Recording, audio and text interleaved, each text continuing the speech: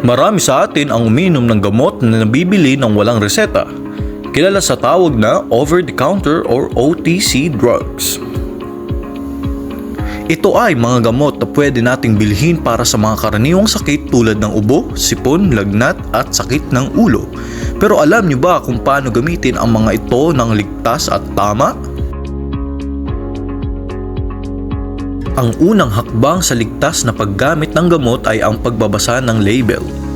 Hanapin ang pangalan ng gamot, pati na ang generic name nito. Tingnan kung para saan ang gamot o ang indications nito. Basahin din ang dosage instructions o kung gaano karami at gaano kadalas dapat inumin. Napakahalaga ring suriin ang mga warnings at contraindications para malaman kung may dapat kang iwasan habang umiinom ka ng gamot. At syempre, tignan ang expiration date at kung paano ito iimbak. Para maging epektibo ang gamot, kailangan mo itong gamitin para sa tamang sakit. Halimbawa, ang paracetamol ay para sa lagnat at sakit ng ulo. Palaging sundin ang recommended dosage na nakasulat sa pakete. Huwag mo itong babawasan o dadagdagan. At huwag lalabas sa recommended time interval ng pag-inom. Tandaan, iba ang dosis para sa mga bata at matatanda. Kaya, siguraduhin binabasa mo ang tamang dosage para sa edad ng iinom.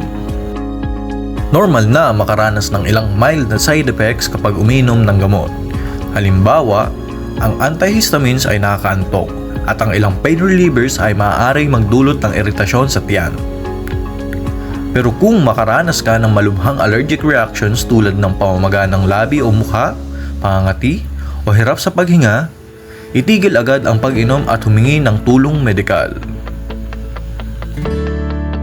Ngayon, kailan mo dapat kausapin ang doktor o parmasyutiko? Kung hindi nawawala ang sintomas mo pagkatapos ng ilang araw, mas mainam na kumonsulta.